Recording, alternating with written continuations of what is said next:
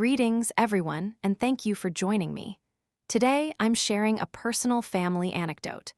I'm Emily, 28 years old, and just last night, my own mother decided to make me the subject of ridicule during our family dinner. It began subtly, as these situations often do. My mother cast a glance at my aged car through the kitchen window and remarked, in a voice loud enough for everyone to hear, "There are individuals in this family who remain impoverished and seem to embrace it." My father let out a soft laugh, and my brother offered a knowing smirk, while I feigned ignorance. I gently placed the salad I had prepared on the table and settled into my customary spot at the furthest end, listening as they discussed their Atlantic City vacation plans, detailing flight schedules and lodging improvements. My brother then dramatically displayed his new phone, prompting my mother to declare, "You see, this is the result of not being idle." Her gaze then shifted directly to me, adding, "Whereas some will perpetually be insignificant, always struggling financially, always lagging." A momentary hush fell over the table before my father lightened the mood with a quip about my unwavering consistency. My brother, in fact, lifted his glass and proposed a toast to financial astuteness. And they all touched their glasses, my mother laughing as she chimed in, "Yes, certainly not like Emily." They celebrated, seemingly oblivious to my presence right there at the table. I neither shed tears nor engaged in an argument. Instead, I experienced an internal switch flipping off, a sense of finality. I gently placed my fork down, rose from my seat, and stated, "I have an early start tomorrow. Have a good trip." I exited without force, then drove back in the very vehicle they so frequently ridiculed. I powered on my laptop and accessed an account of which they were completely unaware. The following morning, they would discover an email clearly outlining the true financial state of everyone in our family. If your own parents labeled you insignificant while squandering funds they hadn't personally acquired, would you endure such treatment? Or would you expose the reality that shatters their meticulously crafted facade? Continue reading, as that particular email irrevocably altered everything. Upon returning home from dinner, I didn't seek solace in a pillow or vent to a friend. I did what I habitually do when confronted with an unsettling situation. I opened my laptop. Superficially, I embody precisely the image my parents enjoy presenting at social gatherings. My vehicle is a fully owned 2014 Honda Civic. I reside in a compact one-bedroom apartment in the Woodlands, Georgia. My coffee is brewed at home, foregoing stops at Pete's Coffee. My employment consists of remote medical billing for an Atlanta-based hospital system. My lifestyle isn't extravagant, nor does it impress those who gauge success by holidays and automobiles. However, 4 years prior, after the passing of my grandparents, Evelyn and George Brooks, superficiality held no importance for them. Their concern was centered on genuine presence. I was the individual who transported them to their various appointments, who remained by my grandpa's side during his chemotherapy sessions, and who assisted my grandma in navigating complex insurance documents and bewildering hospital charges. Consequently, when their estate attorney summoned us, the prevailing assumption was that my parents would be designated as the primary beneficiaries or administrators. To everyone's surprise, the lawyer directed his gaze at me and declared, "Emily, your grandparents designated you as the trustee for the Miller Family Trust." I recall my mother's smile faltering, my father's noticeable throat clearing, and Caleb's continued scrolling on his phone, acting as if nothing significant had occurred. This trust was not an enormous fortune befitting a billionaire. It provided sufficient funds for a respectable home in our community or to address substantial unforeseen crises should circumstances turn dire. The official papers explicitly stated its purpose. The funds were earmarked for health, educational expenses, and fundamental housing requirements. These were intended for essential necessities, not for lavish living or fleeting social media showcases. At the age of 24, my hands trembled as I affixed my signature to the documents, vowing to administer the funds precisely as my grandparents wished. My initial use of the trust's resources came when my mother discovered a suspicious mass, and a biopsy confirmed the presence of cancer. I had an intimate understanding of the financial burden of such treatments, given my daily work processing similar claims for others. I informed her. A program exists that can assist in covering costs, not handled by insurance. She presumed I was referring to some confidential hospital charitable fund. My true intention was that I had approved disbursements from the trust to finance her chemotherapy, imaging tests, and prescribed drugs. Subsequently, Caleb resolved to seriously pursue his academic future by enrolling in an online degree program. He expressed his fervent desire to be the first in our family to earn a bachelor's. My parents conveyed their uncertainty about funding his education. Without fanfare, I arranged for continuous payments from the trust, ensuring his tuition balance was cleared each semester.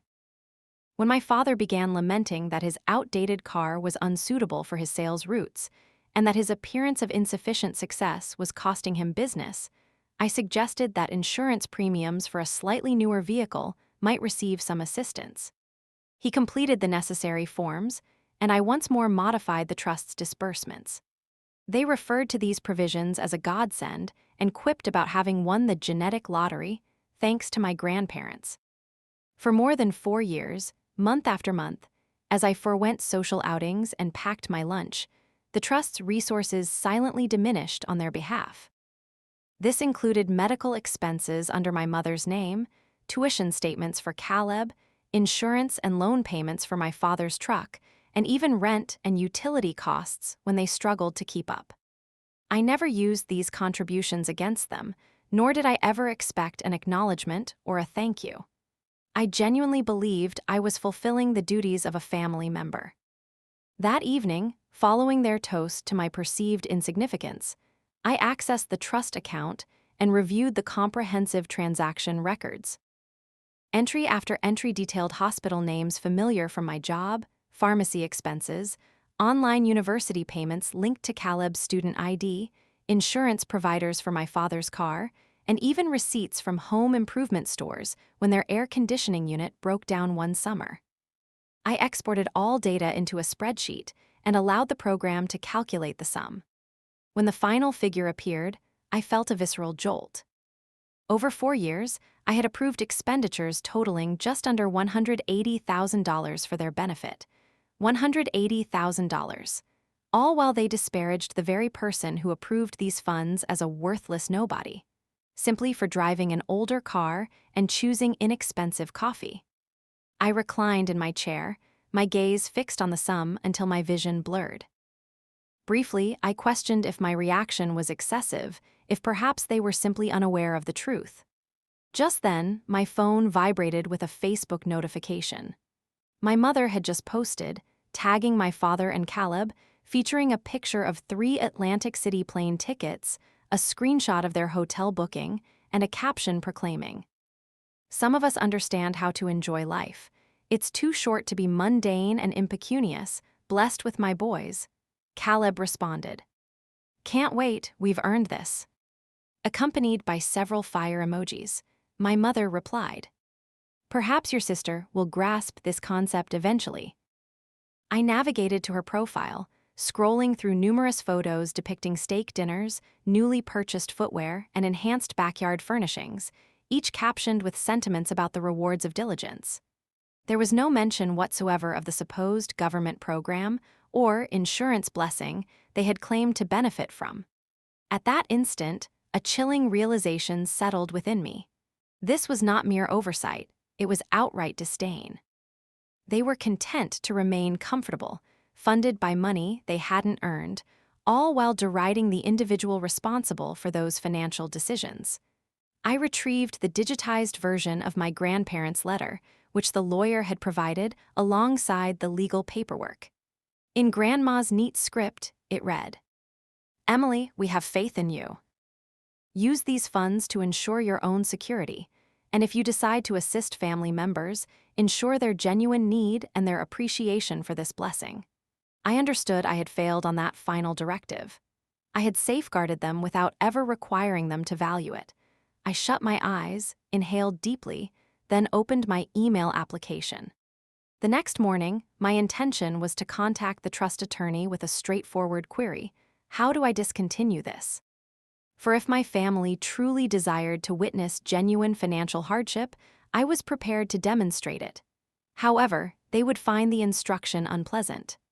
The following morning, with a sense of trepidation, I drove to my parents' residence, a plastic storage container in my car's trunk. I informed my mother that I needed to retrieve some of Grandma's vintage photo albums from the garage before they deteriorated. She seemed preoccupied, mentioning the back door was unlocked. They were engrossed in summer planning. The kitchen island was covered with catalogs, printouts, and a shiny brochure from a pool company. Prominently displayed was an estimate for nearly $10,000 in backyard renovations, stamped "deposit paid" with my dad's signature. The final 4 digits of the card number immediately caught my attention. It was the card directly linked to the trust account. My mother hurried by, her phone pressed to her ear, announcing she needed to confer with the pool contractor as if he were a medical specialist. In my father's office, his seat was vacant, but a disorganized pile of printed emails lay on his desk. The topmost email's subject line read, "Ray, guest list for the Smiths party." My mother's message read, "Let's limit it to just us and a couple of families from the neighborhood. I prefer Emily not be there. Her car is a bit of an eyesore next to the Smiths' Tesla, and she constantly appears fatigued. Simply inform her we're keeping the gathering intimate so she doesn't detract from the atmosphere." My father assured her he would manage it. Another email, addressed to the pool company, boasted of unforeseen insurance funds and provided the identical trust card numbers for an expedited installation. It was clear they were fully aware of their actions, enjoying the advantages while deliberately excluding me. I collected the photo albums, drove back in quiet contemplation, and then opened my laptop. The trust's financial spreadsheet appeared on my screen.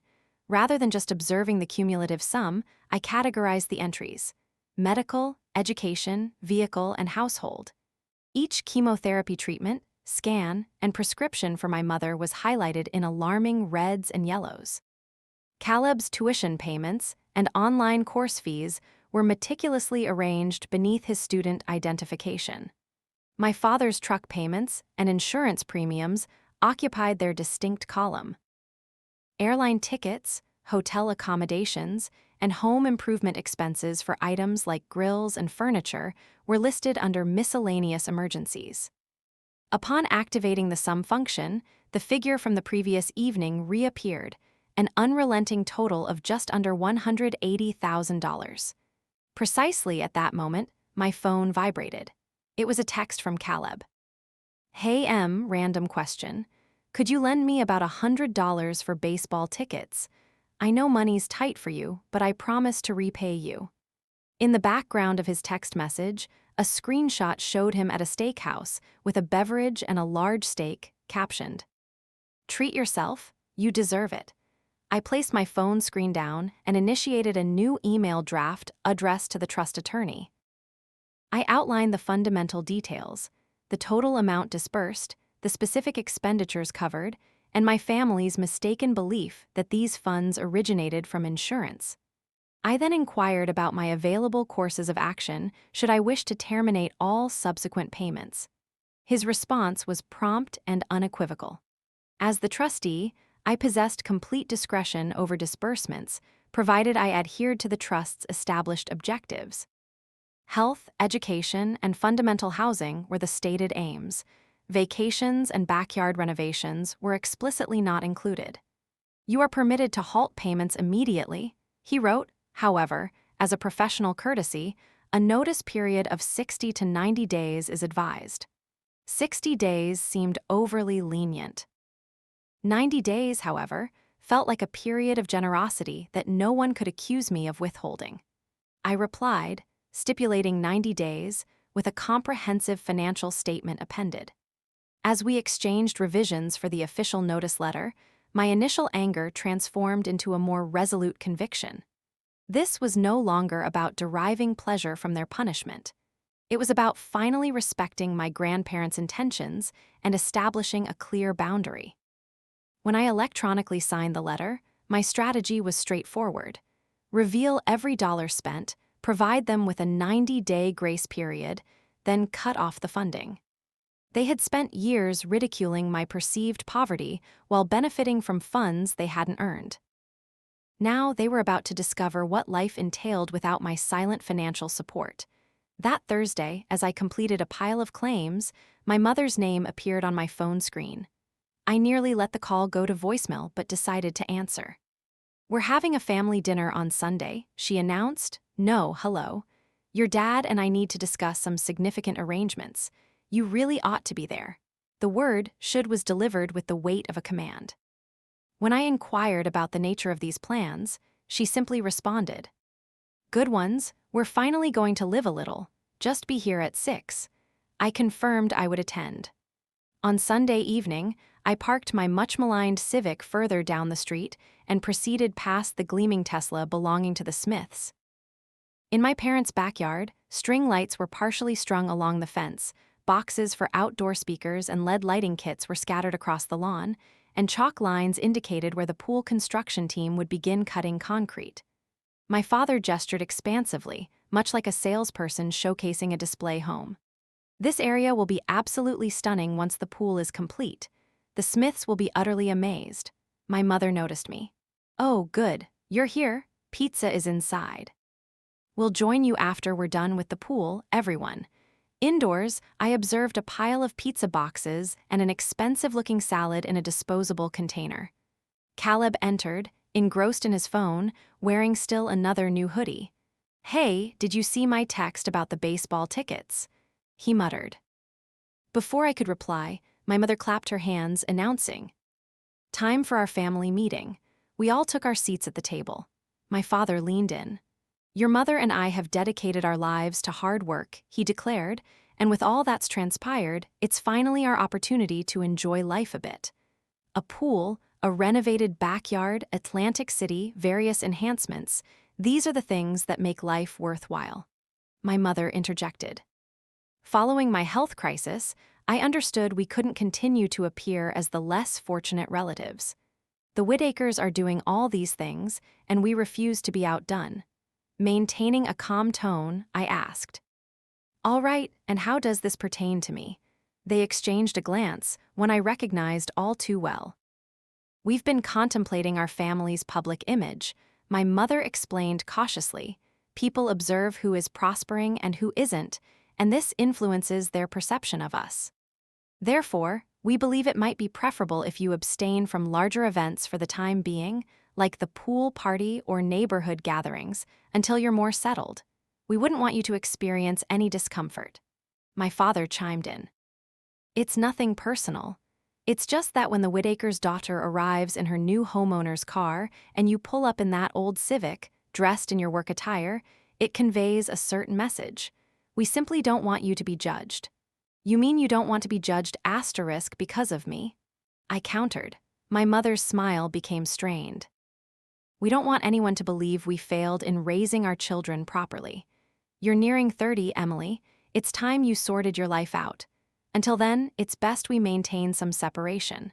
I looked towards the backyard. "So, this entire pool, the lighting, the Atlantic City trip, the furniture, is all of this being funded by some confidential windfall?" My father smirked. "Let's just say circumstances have been in our favor. A few astute financial decisions, some fortunate occurrences with insurance. When one understands how to navigate the system, money appears." "That must be pleasant," I remarked. Internally, I envisioned the spreadsheet, with my initials beside every lucky break. My mother dismissed my comment with a wave. "You don't need to concern yourself with the specifics. Just concentrate on your modest job and organizing your life. We're managing the significant matters." My modest job? The one that funded her chemotherapy and his truck. I suppressed a sardonic laugh. "Understood. You'll manage the important affairs." Dessert was served, a store-bought cheesecake, which she presented as if homemade. They resumed their discussion about guest lists and the possibility of hiring a bartender. I simply observed. By the time I rose to depart, my resolution was firm. My mother planted a kiss on my cheek. If anyone inquires, we're simply hosting a modest family barbecue. No need to bring up the actual party. Don't concern yourself, I responded, meeting her gaze directly. I won't spoil the atmosphere. Driving home as the sun set over the woodlands, I refrained from taking any photos. Instead, I mentally rehearsed my strategy.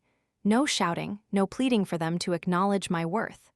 The subsequent family discussion would be on my terms, and on this occasion, the figures would convey the message. I wasted no time. The evening following that dinner, I sat on my sofa with the trust spreadsheet displayed and my grandparents' letter resting beside it. Then I initiated a group video call with my mother, father, and Caleb. My mother answered, appearing irritated. She summoned the others into the frame. My father silenced the television. Caleb's room, illuminated by LED lights, came into view. This had better not concern the pool party, my father asserted. We've already clarified that. It's not about the party, I stated it's about money. That single word immediately seized everyone's full attention. 4 years prior, following Grandma and Grandpa's passing, their attorney informed us about the Miller family trust. I commenced, "You've consistently behaved as if I received a small personal inheritance. That isn't accurate. They appointed me as trustee, meaning I determine how these funds are utilized." My mother interjected. "We know, Emily, you acquired your small savings. Congratulations." I activated screen sharing and the spreadsheet filled their displays. "Mom, do you recall those hospital bills? The chemotherapy, the scans, the medications insurance failed to cover, the program that settled the remaining balance." I highlighted the medical expenditure column. "That wasn't a charitable donation. That was the trust. I approved every single payment." My mother stared blankly. "No," the hospital stated. "The hospital said zero because the trust covered it," I interrupted. I then proceeded to the subsequent section. "Caleb, your tuition, the reason your balance is always zero each semester." His student ID was next to multiple payment entries. "The trust," I transitioned again. "Dad, your truck payments and insurance when you supposedly got lucky and didn't lose your vehicle."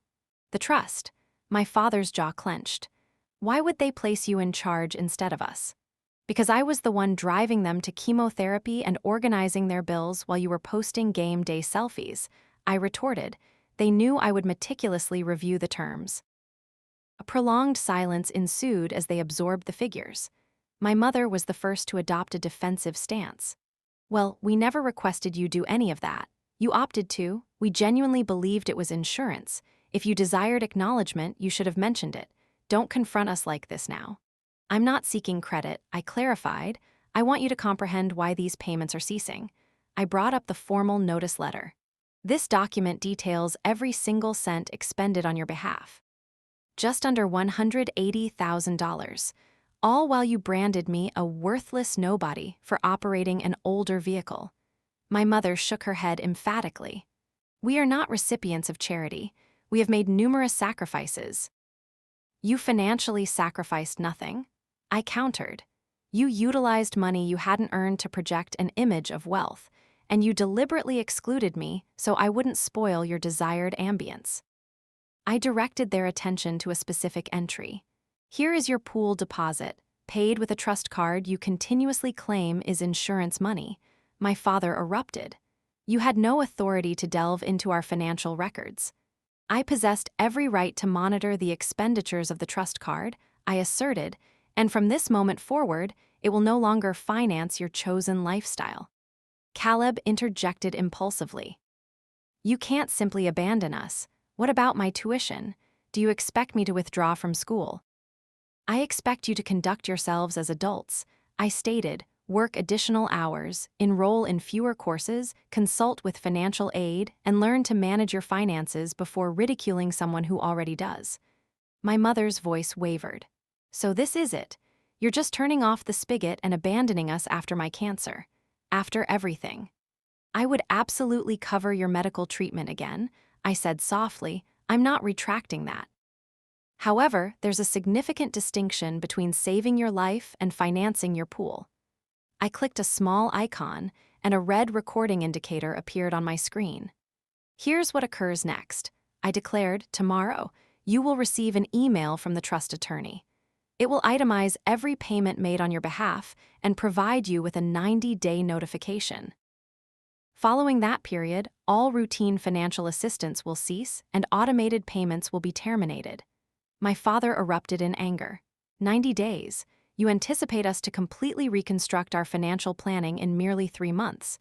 That's utterly irrational. 60 days is the typical notice, I clarified. I insisted on 90 days specifically so you couldn't claim I caught you off guard. Sell the truck if necessary. Cancel the pool. Take on additional work hours. Those are the actions of responsible adults, my mother murmured. We are your parents. This isn't how family behaves. Family also does not raise a toast to their daughter's worthlessness while consuming meals funded by her grandparents, I retorted. Caleb made a final attempt. What if we vow to be more appreciative? Just continue covering Mom's medical expenses and my tuition. The trust will still remain available for genuine emergencies, I confirmed at my sole discretion. But the free ride is over. My dad gestured at the camera. You'll regret this when we're gone and you're alone. Maybe, I acknowledged, but I regret 4 years of allowing you to believe this was magic money. I don't regret putting a stop to it. I ended the call before they could react, preserved the recording, and arranged for the attorney's email to be sent in the morning. They had long framed me as flawed. A solitary email would soon expose the true maintainer of stability. The following morning at 8:00, I was seated at my kitchen table, coffee brewing, opening the drafted email from the trust lawyer. The subject line read, Miller Family Trust, Notice of Support Termination. The message was composed in a measured tone, included a detailed financial report, and unequivocally stated that all current financial aid for my parents and Caleb would cease within 90 days. It confirmed auto payments were revoked and that any future assistance would only be for genuine crises. After a final review, I hit send and placed my phone face down. I then proceeded with chores, washing dishes, showering, and starting laundry. When I eventually retrieved my phone, less than an hour had elapsed, yet my screen displayed numerous missed calls. My mother, father, and Caleb had called repeatedly, alongside urgent texts demanding, "What's going on?" and "Contact me immediately." Their responses to the attorney had already landed in my inbox. My mother's message was a panicked, lengthy accusation of error, adamantly claiming their expenses couldn't possibly be so high. My father's was more succinct and furious, demanding an immediate meeting and hinting at legal repercussions. The attorney replied to both parties with composure, citing the trust's provisions, affirming my executive power, and directing them back to the detailed payment ledger provided. A forceful rap rattled my apartment door before I could finish reading. I wasn't taken aback. My parents never tolerated bad news patiently. I opened the door just enough to glimpse them in the corridor. My mother with tear-swollen eyes and disheveled hair, my father rigid and enraged behind her. She shoved her way past me. "What have you done?" she interrogated. They're claiming the pool, medical invoices, the truck, and credit card expenses were all covered by the trust. That cannot be accurate. It is, I confirmed, shutting the door. You embraced the concept of insurance money because it meant you never needed to question its true origin. My father forcefully struck the back of a chair. 90 days. We have ongoing payments, established plans. You cannot simply sever ties and abandon us. I retrieved a folder I had compiled, containing the printed financial records and my grandparents' letter. I passed it to my mother. This isn't abrupt, I stated. You've benefited from 4 years of unmerited support. Now, you're simply being asked to become self-reliant. She began flipping through the pages, chemotherapy appointments, medication, college tuition, insurance premiums. Upon seeing the grand total, her hand flew to her mouth. I never requested any of this, she murmured. I didn't wish to be a burden. You never did ask, I acknowledged. Nor did you ever inquire about its source. You were content to pose on a deck funded by another. My father perused the letter, then sneered at the clause, entrusting me to ensure recipients grasped the nature of the gift. So now you presume superiority because your name was inscribed in some document. No, I replied. I believe I'm finally acting upon their wishes. They never intended for their wealth to foster a sense of entitlement. A gentler knock echoed. Caleb stood at the threshold, hoodie drawn up. They just halted my payment plan, he reported. The college states I owe the full amount for the next term. What am I meant to do? Secure more work hours, I advised. Consult financial aid, perhaps transfer to a community college, or enroll in one course at a time. Many individuals manage this without a hidden trust supporting them. His face reddened. I didn't realize it all originated from there, he mumbled. I thought some of it was a grant. I knew they provided assistance, but not to this extent. I understand, I responded. That's why you also have 90 days. I'm not attempting to ruin you. I'm endeavoring to prevent you from becoming like them. My mother clasped my hand. We'll forfeit the house, she declared. The bills, the mortgage, everything. We cannot manage this independently. I squeezed her hand once, then released it. You navigated life before the trust, I reminded her. You can do so again. Should a genuine medical emergency arise, we can converse. But Atlantic City, swimming pools, truck enhancements, that particular chapter is now concluded. A hush fell over the room. My father let out a cynical laugh. All right then, observe our downfall. Don't come seeking us when we're gone, leaving you stranded here alone. You're not collapsing, I countered. You're simply no longer cruising on autopilot, and I won't remain in this apartment indefinitely. I unlatched the door, a definite cue. You have 89 days remaining, I informed them. Begin to act accordingly. They slowly exited. My mother gripped the folder tightly. My father avoided my gaze. Caleb hesitated. I apologize, he murmured. Regarding what I said at dinner about the tickets, I didn't comprehend it then. You do now, I replied. That's a beginning. As the door clicked shut, the ensuing quiet felt distinct, unburdened. Externally, their seemingly perfect existence had just suffered a direct impact. Internally, for the initial time in years, my future no longer felt tethered to their expenditures. And despite the apparent severity of 90 days, it represented greater leniency than they had ever shown me. 90 days seems ample until you're the one marking time. For my parents, it evaporated rapidly. I didn't witness every detail firsthand, but in a community like the Woodlands, direct observation isn't necessary. Information disseminates via Facebook, at the supermarket, or while queuing at the pharmacy.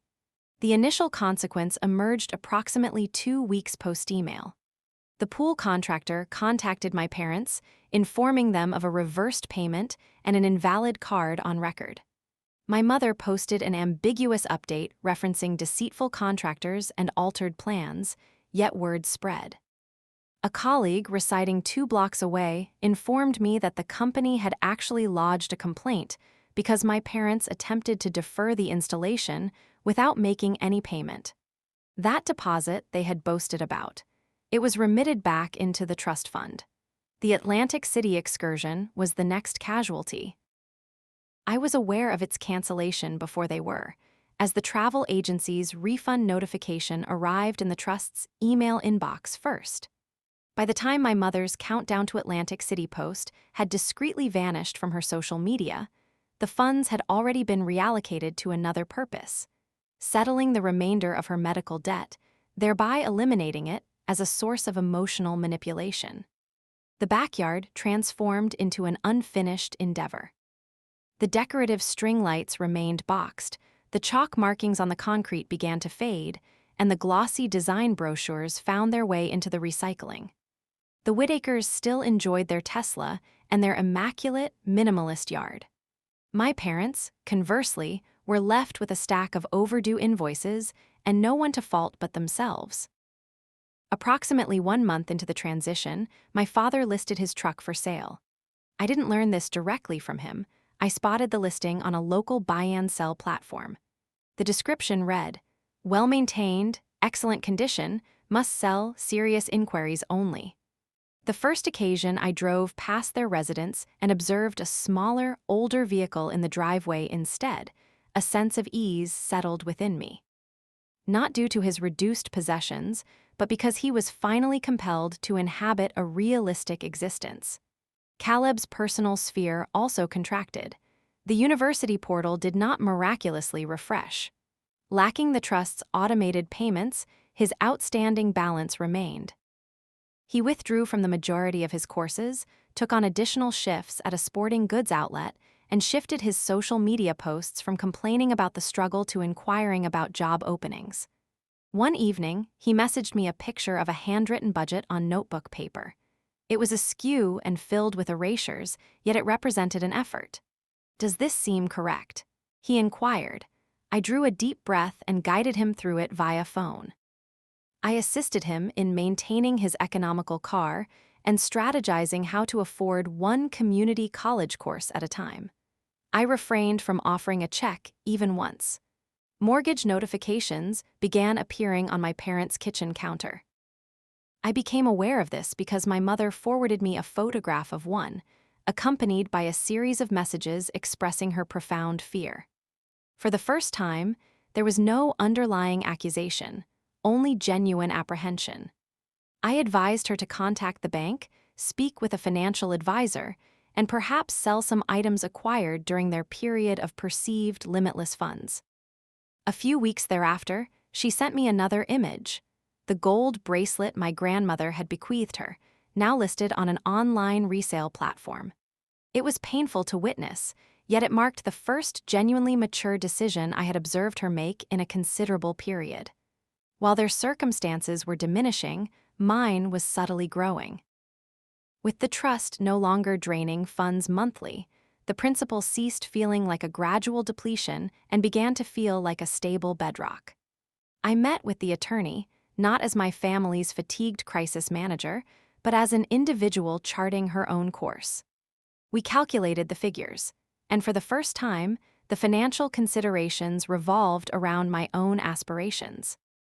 A month prior to the expiration of the 90-day period, I finalized the purchase of a modest ranch-style residence at the border of Bay Ridge.